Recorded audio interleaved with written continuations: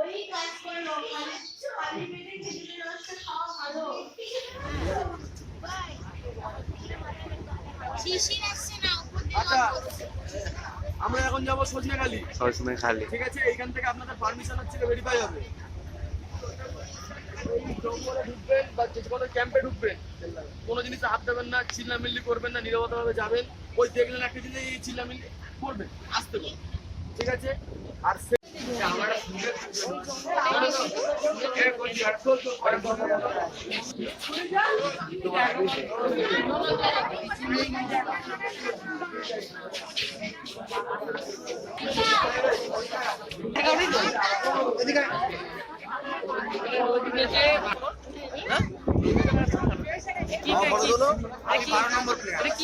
সামনে তো